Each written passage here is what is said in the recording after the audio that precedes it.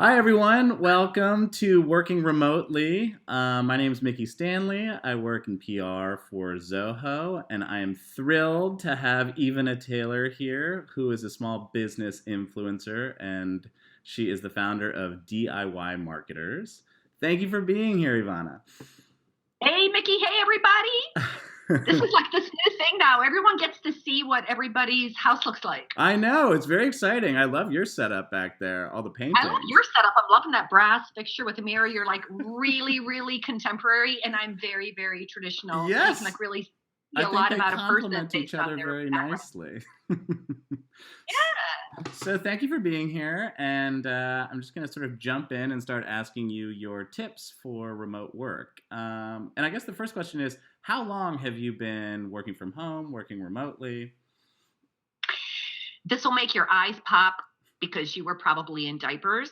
1999. Okay. 1999 is when I started. And in fact, my husband and I had, well, of course, the house was new back then. And he had bought me this ginormous corner unit because back then my computer monitor was like the entire, like that. Well, things have slimmed down now, I imagine. Your setup Quite a bit. is. I still have that stupid unit that I'm trying to get rid of. But, my son's home from college. He's using it now. So, what prompted you to start working remotely in 1999? Well, what ended up happening is I had a corporate job. I was the worldwide director of marketing for a division of Monsanto, and I had left that job. And I didn't. Oh, and I got pregnant because that's what happens when you stop traveling and stay home. Sure. And uh, I just I missed being connected to people. I missed doing things, but I didn't have anything to do because I didn't really. I was doing some consulting, really, but Google had already started Blogger, so I was messing around with that, and then there were platforms like Friendster. I don't know when MySpace came to be, but like I just remember playing online a lot. Hmm. And a friend of mine had said to me, um, if you could do anything, what would you do? You have the time, you have the space, you've got some technology. What would you do? And I started putting out this newsletter to my massive list of like 15 friends. Huge. And huge. And I started putting out this newsletter. And then Anita Campbell was my neighbor. She lived just about a mile away. And she and I were talking about that. And she started Small Biz Trends. And then, like, I was still waffling, not knowing exactly what to do or how to do it. And then I started my original blog. And, it just kind of grew from there. But I obviously had no money. And people were always asking me how it was. She's like, how could you make everything look so good if you have no money? Great question. And that's how I started DIYMarketers, just really using a lot of the tools that were available and a lot of the I don't know, online tools that were available to create really beautiful things for not a lot of money. Yeah.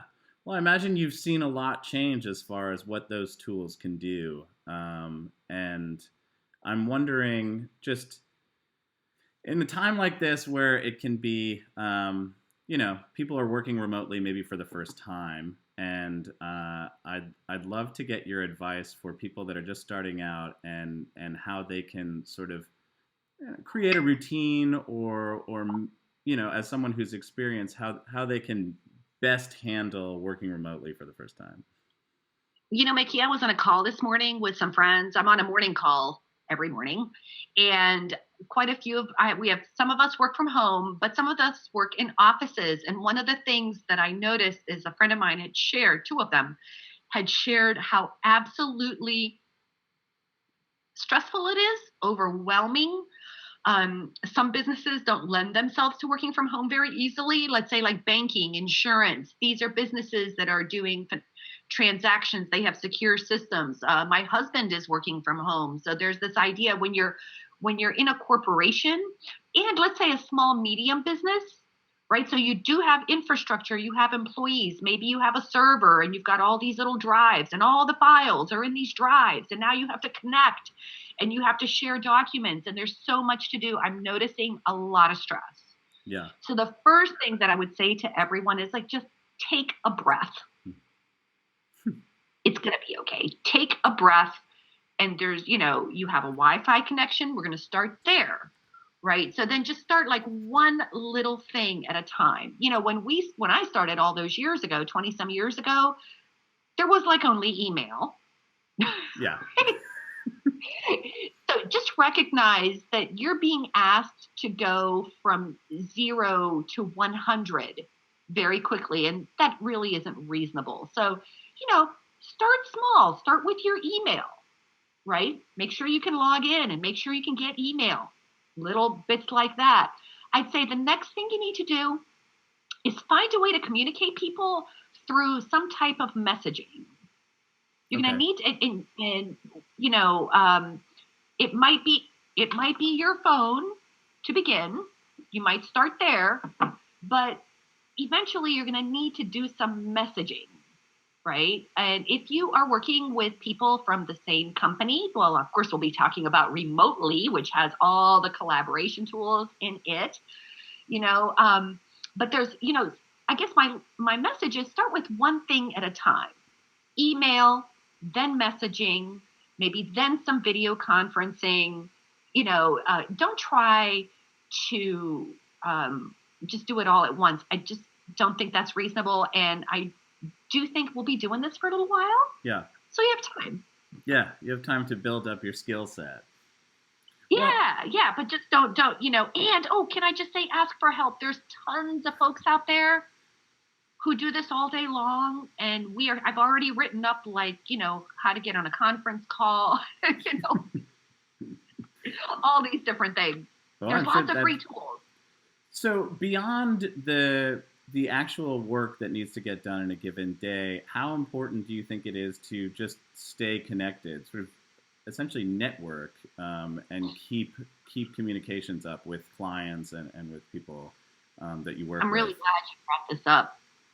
This is a time, and I'm kind of speaking to certain people here, right? I'm speaking to those folks who are quote unquote non-essential. Maybe you're in the insurance business. Maybe you're like a distant type of manufacturer or something like that, or you're a CPA, although those are kind of essential right now. It's tax time. Yeah. But if you are a kind of business where, like, let's say people have stopped their contracts, you're a consultant, you're a freelancer, those people are really freaked out right now. Yeah. The best thing you can do right now is to kind of do what we're doing now. Now is the perfect time to start building those relationships, building that list of contacts, working that LinkedIn, and doing it not in a freaked out way. That doesn't work because everyone is kind of freaking out. You need to be the adult in the room, be the voice of reason, and just make human to human connections. Check in with people. Yeah. Go through your LinkedIn and check in with the friends that you used to work with. Check in with people as a human being. How are you doing? How are things with you? How are the kids? How are the whatever? How is your pet?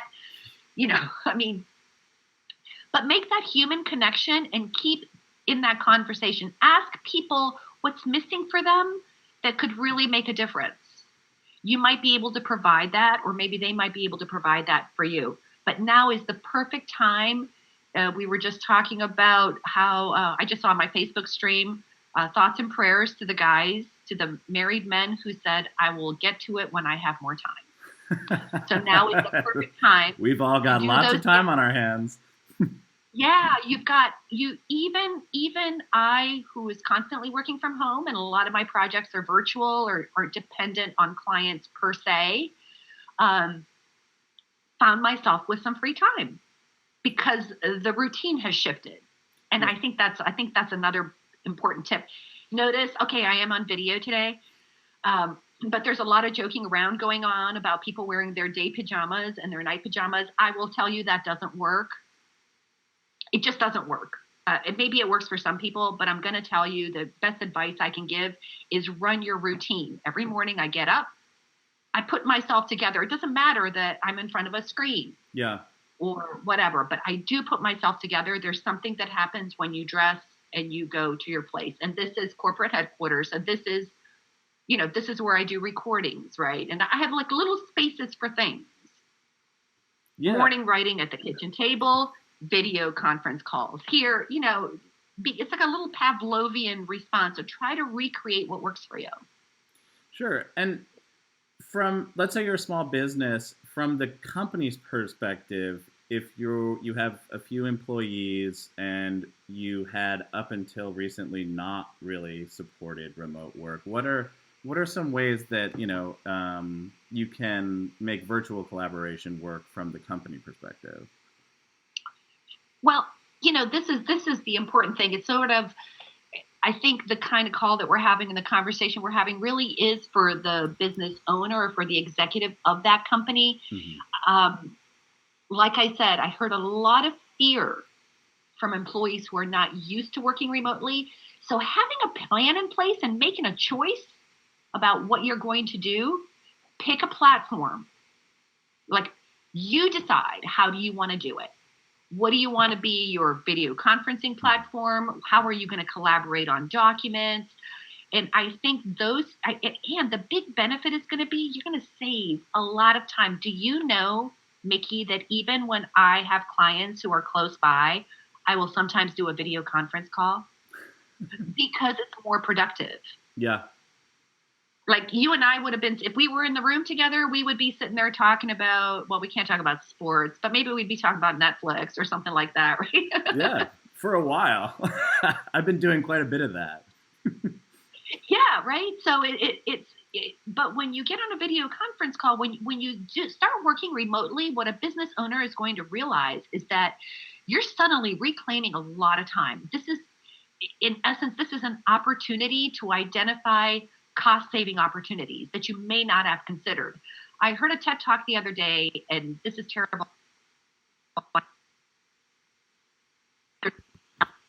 Someplace there was a transportation disruption.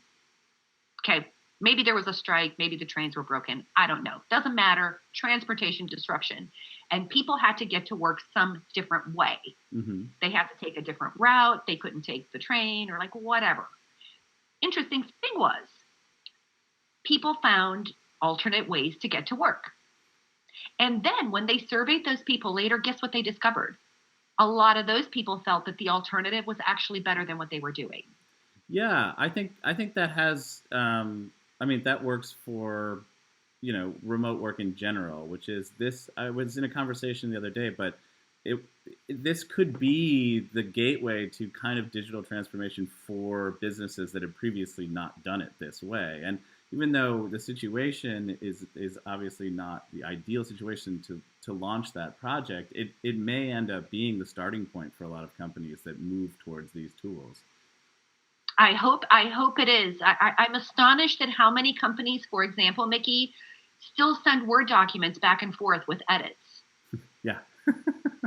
It's totally unnecessary at this stage. I don't even know how to do that anymore. Yeah, it's true. When I see a Word document with edits in it, I want to shoot myself and stick a fork in my eye.